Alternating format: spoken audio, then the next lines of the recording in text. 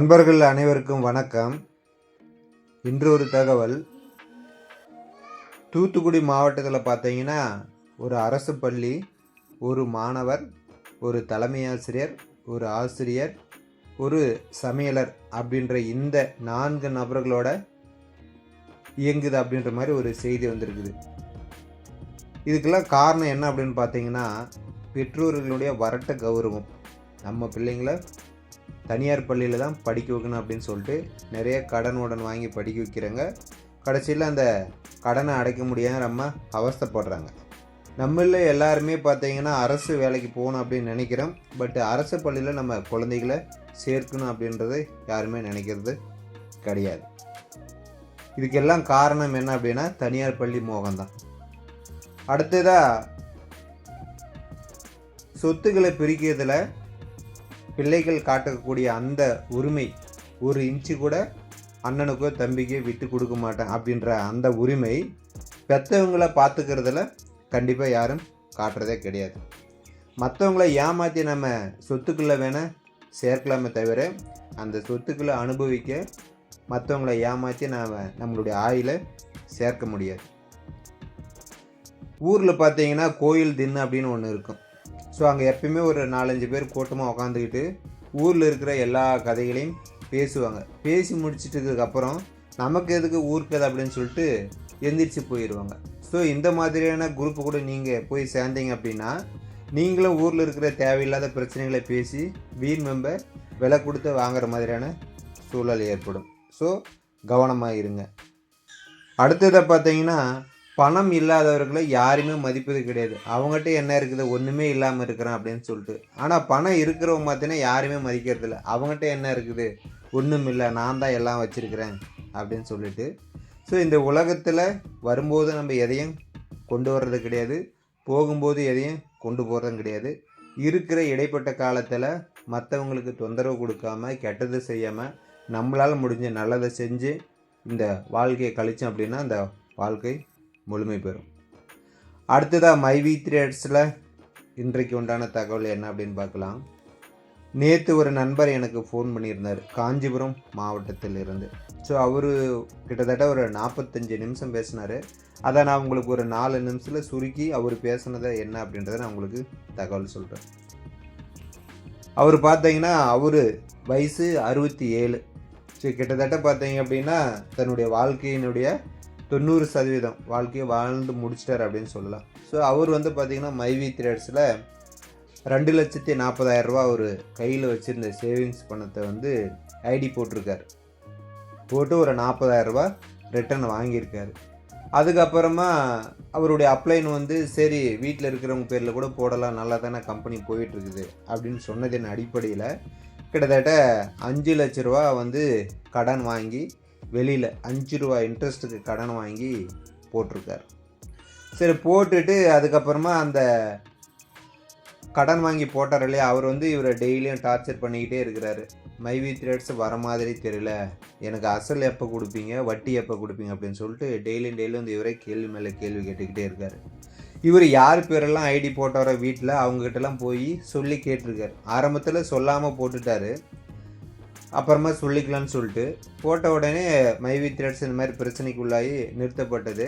இந்த மாதிரி பிரச்சனைகள் அதிகமாக அப்புறம் வீட்டில் இருக்கவங்கள்ட்ட போய் சொல்லிட்டு இருக்கிறாரு, இந்த மாதிரி பிரச்சனை ஆயிடுச்சு, கடன் வாங்கி நான் உங்கள் பேர்லலாம் ஐடி போட்டிருக்கிறேன், இந்த மாதிரி கடன்காரன் தொந்தரவு பண்ணுறான், கொஞ்சம் ஹெல்ப் பண்ணுங்க அப்படின்னு சொல்லிட்டு மகன், மகள், மருமகள் இப்படின்னு போய் கேட்டிருக்காரு.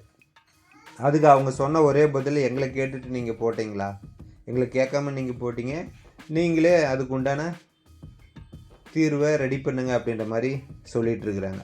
கடைசியில் இது குடும்பத்தில் மிகப்பெரிய பிரச்சனை. நீங்கள் வீட்டில் உட்காந்து சாப்பிட்ற நேரத்தில் தேவையில்லாத 5 லட்ச ரூபா கடன் வாங்கி கடன்காரன் வீட்டுக்கு பேசுகிற அளவுக்கு தேவையில்லாத பண்ணி விட்டுட்டிங்களா அப்படின்னு சொல்லிட்டு குடும்பத்தில் ஏகப்பட்ட பிரச்சனை. அந்த நபர் பார்த்தீங்கன்னா சில தேவையில்லாத முடிவுகள்லாம் எடுக்கிற சூழ்நிலைக்கு தள்ளப்பட்டிருக்கிறார். ஸோ அவர் கேட்கக்கூடிய ஒரே விஷயம், மைவி த்ரெட்ஸ் நான் இறப்பதற்கு முன்னாடி வந்துருமா, என்னுடைய பணத்தை கொடுத்துருமா, எனக்கு மைவி த்ரெட்ஸில் போட்டு பணம் சம்பாதிக்கலனா கூட பரவாயில்ல, நான் கட்டின பணத்தை எனக்கு திருப்பி கொடுத்துட்டாங்கன்னா போதும், நான் பர்ச்சேஸ் பண்ண பணத்தை எனக்கு திருப்பி கொடுத்துட்டாங்கன்னா போதும், அந்த கடன்காரங்கிட்ட கொடுத்துட்டு நான் நிம்மதியாக இருப்பேன். 67 வயசில் நான் 5 லட்ச ரூபா கடன் வாங்க வேண்டிய அவசியம் இல்லை, அதை நான் எப்படி கட்ட போகிறேன் மைவி த்ரெட்ஸ் ரிட்டர்ன் வரலனா அப்படின்னு ஒரு மிகப்பெரிய மன குமுறலோட பேசினார். அவர் பேசுறது உண்மையிலே சரியான விஷயந்தான். ஏன்னா மைவி த்ரெட்ஸ் அந்தளவுக்கு நம்பிக்கை இருந்தது. நம்பி பர்ச்சேஸ் பண்ணவங்களுக்கு எல்லாத்துக்குமே 3 வருஷமாக தொடர்ந்து கொடுத்துக்கிட்டு தான் இருந்தாங்க.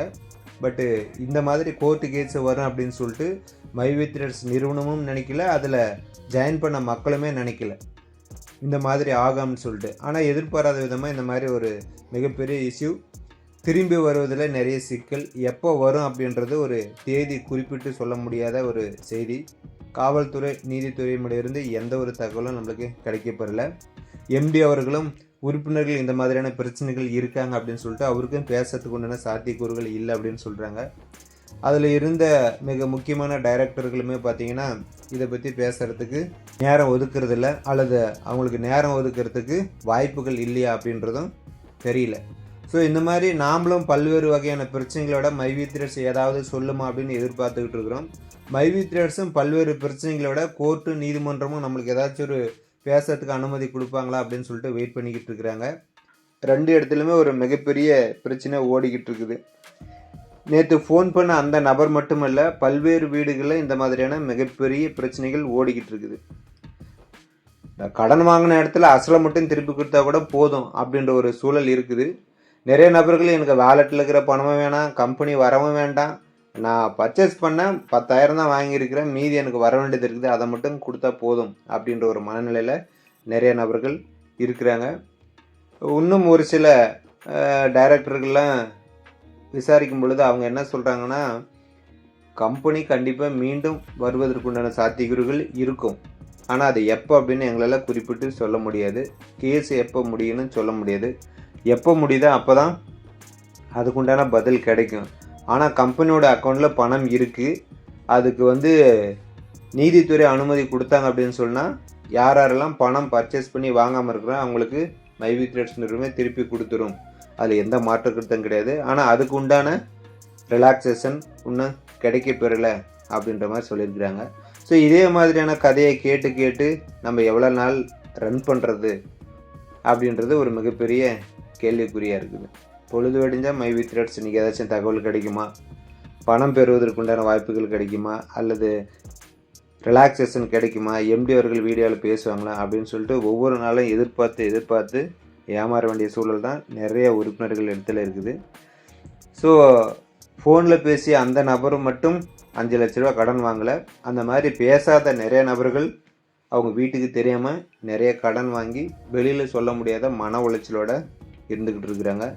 இதுக்கு எல்லாத்துக்கும் கூடிய விரைவில் ஒரு பதில் கிடைச்சா நல்லாயிருக்கும், உறுப்பினர்களுடைய மனநிலையும் சீராக இருக்கும் அப்படின்றத இதன் மூலிமா சொல்லிக்கிறேன்.